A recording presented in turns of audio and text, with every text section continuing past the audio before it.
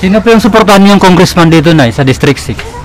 Matanong lang. Ay, sino ba kung Abante, tsaka si Joey Oy. Joey. Si Joey Oy yung kalinya ni Yorme. Ay, oo. Katigit niya yan. Yorme's choice. Oo nga pala. Kalit. Dito kasi naman, tatapatin ko kayo. Dito kasi, ang makaabante, sila lang ang nakikinabang, yung may mga hawak.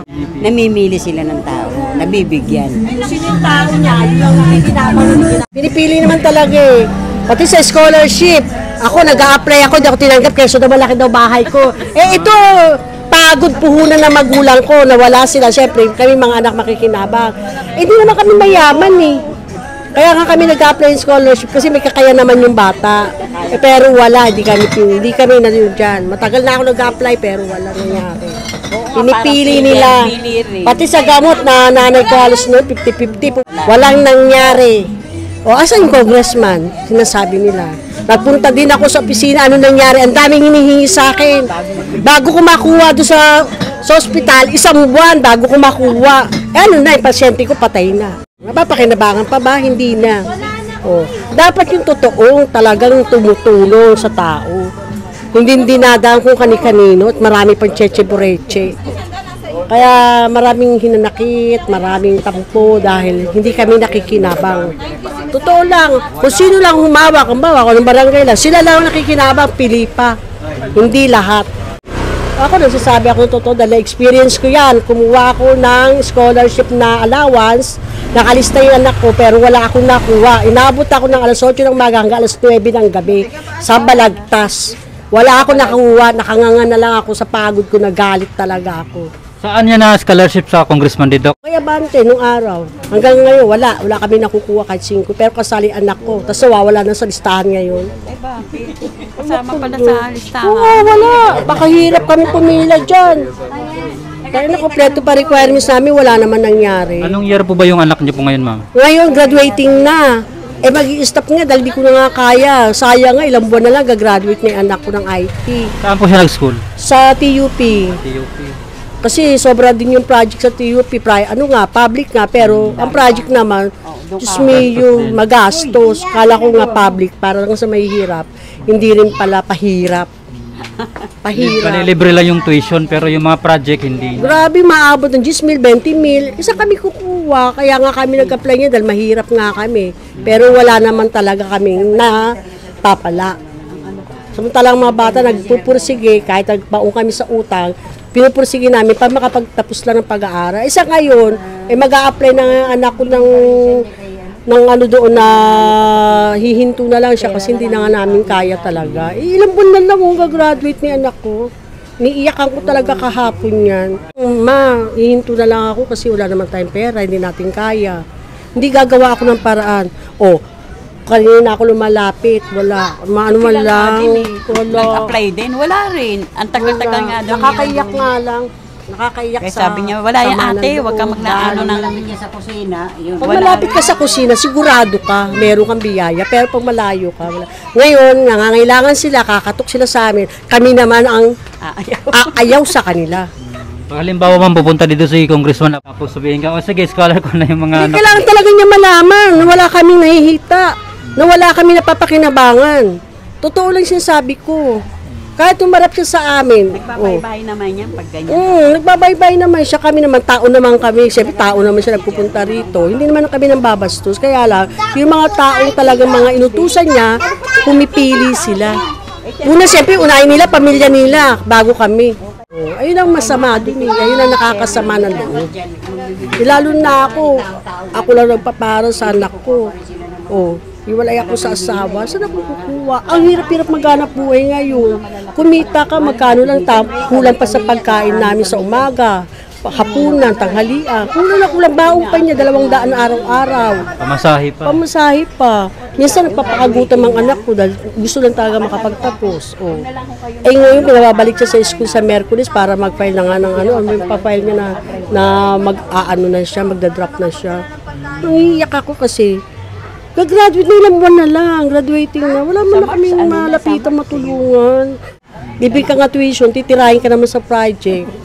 Kung saan na ako umiikot, sir, totoo yan. Nagmamakaawa ako na baka naman meron kay scholar. Kasi hindi ka malapit, kaya ganun. Eh kami rito, nagkakaisa kami rito. Kung sino iboboto namin dito, eh malalaking pamilya kami. Nakalabas ka lang dyan. Kami talaga, isahan lang kami. Nandiyan ka pa rin. Kaya kung nabubuhay pang nanay ko lang talaga nakakatulong sa akin. Hindi, pag dumalaw dyan. Malilit pa yung mga anak ko, yan ang talagang katuwang ko. Wala akong kandidatong katuwang. Lumapit ka doon, lagi ako bigo. O, isipin mo yan. Eh, medical assistance nga lang, dinala ko yung kuya ko, kailangan operat, ang daming hinanap sa akin. Saan po niyo dinala, ma'am? Diyan kay Abante. Eh, bago ko makahingi ng abstract, ang tagal ilang buwan bago mabigay ng ospital ang Maynila. Oh, lumipat ako ng Abera Medical Clinic. Wala namang hinanap sa akin. Hinanap lang nila sa akin, PhilHealth. Oh, isipin mo yan. Pahirap ang ginawa talaga, walang Ewan ko lang, kaya kailangan ng tao talaga magising na sa katotohanan. Hindi yung porket na naaabutan ka, nabibigyan ka, gano'n na. Isipin to, itong gamitin dapat. Titirang kandidato dahil sa mga tao. Tao. Totoo Tao. naman yun. Kasi sila, tiwala sila, nakikinabang ka, naanuhan ka, naambunan ka at paano, pero wala. Kasi, hindi naman sila nagtatanong eh. Tiwala sila doon sa mga inuutusan nila, pero wala talaga. Isa na ako dyan, kaya ako nakakapagsalta ng ganyan. Ayun ang katotohanan sa akin. Joey, napakabilis niyang tumulong. Totoo lang kasi nagpupunta ako sa opisina niya pag may mga tao. City Hall? Oo, gusto lumapit, tinutulungan ko. Doon ko dinadala. Kay Joey, maano talaga yan. Wala yan tanong-tanong. Pag pumasok sa opisina, pamimerientahin ka pa. Tapos, i-entertaining ka. Hindi ka pa babayaan. Libre pa lahat, kuha ka ng mga libre kay Joey. Mabait si Joey. Kaya tingnan mo naman, lagi yung nananalo. Kaya parang namin talaga siya kasi siya totoong tao talaga.